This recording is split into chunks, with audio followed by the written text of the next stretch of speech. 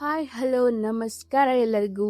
ಲಹರಿ ಅಕಾಡೆಮಿಗೆ ಎಲ್ಲರಿಗೂ ಹೃದಯಪೂರ್ವಕ ಸುಸ್ವಾಗತ. ತುಂಬಾ ಮುಖ್ಯವಾದ ಸ್ಟೋರೇಜ್ ಮ್ಯಾನೇಜ್ಮೆಂಟ್ಗೆ ಸಂಬಂಧಪಟ್ಟಂತಹ ಪ್ರಶ್ನೋತ್ತರಗಳು.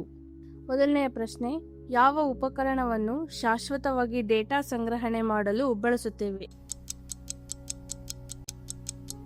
ಸರಿಯಾದ ಉತ್ತರ ಹಾರ್ಡ್ ಡಿಸ್ಕ್. ಯಾವ ಉಪಕರಣದಲ್ಲಿ ತಾತ್ಕಾಲಿಕವಾಗಿ ಡೇಟಾ ಸ್ಟೋರ್ ಆಗುತ್ತದೆ? ಸರಿಯಾದ ಉತ್ತರ RAM ರ್ಯಾಂಡಮ್ ಆಕ್ಸೆಸ್ ಮೆಮೊರಿ. ಮುಂದಿನ ಪ್ರಶ್ನೆ, SSDಯ ವಿಸ್ತೃತ ರೂಪವೇನು? ಸರಿಯಾದ ಉತ್ತರ ಸಾಲಿಡ್ ಸ್ಟೇಟ್ ಡ್ರೈವ್. ಮುಂದಿನ ಪ್ರಶ್ನೆ, ಯಾವ ಸಂಗ್ರಹಣಾ ಉಪಕರಣದಲ್ಲಿ ಡೇಟಾ ವೇಗವಾಗಿ ಸಂಗ್ರಹಣೆಯಾಗುತ್ತದೆ? ಸರಿಯಾದ ಉತ್ತರ SSD ಸಾಲಿಡ್ ಸ್ಟೇಟ್ ಡ್ರೈವ್. ಮುಂದಿನ ಪ್ರಶ್ನೆ, ಕಂಪ್ಯೂಟರ್ ಸಂಗ್ರಹಣಾ ಸಾಮರ್ಥ್ಯವನ್ನು ಅಳೆಯಲು ಯಾವ ಘಟಕವನ್ನು ಬಳಸಲಾಗುತ್ತದೆ? ಸರಿಯಾದ ಉತ್ತರ ಬೈಟ್. ಮುಂದಿನ ಪ್ರಶ್ನೆ, ಯಾವುದು ಹೆಚ್ಚಿನ ಸಂಗ್ರಹಣಾ ಸಾಮರ್ಥ್ಯವನ್ನು ಹೊಂದಿದೆ?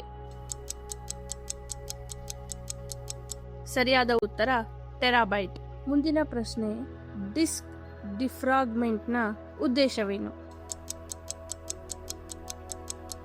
ಸರಿಯಾದ ಉತ್ತರ ಉತ್ತಮ ಕಾರ್ಯಕ್ಷಮತೆಗಾಗಿ ವಿಭಜಿತ ಡೇಟಾವನ್ನು ಮರು ಸಂಘಟಿಸುವುದು. ಮುಂದಿನ ಪ್ರಶ್ನೆ, ಡೇಟಾ ವರ್ಗಾವಣೆಗೆ ಸಾಮಾನ್ಯವಾಗಿ ಬಳಸಬಹುದಾದ ಸಂಗ್ರಹಣಾ ಮಾಧ್ಯಮ ಯಾವುದು? ಸರಿಯಾದ ಉತ್ತರ ಪೆನ್ ಡ್ರೈವ್.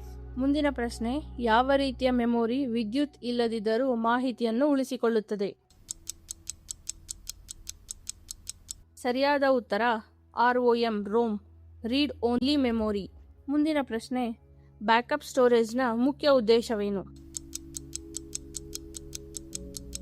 ಸರಿಯಾದ ಉತ್ತರ ಡೇಟಾ ನಷ್ಟವಾಗದಂತೆ ರಕ್ಷಿಸಿಕೊಳ್ಳುವುದು. ಎಲ್ಲರಿಗೂ ಅರ್ಥ ಆಯ್ತಲ್ಲ?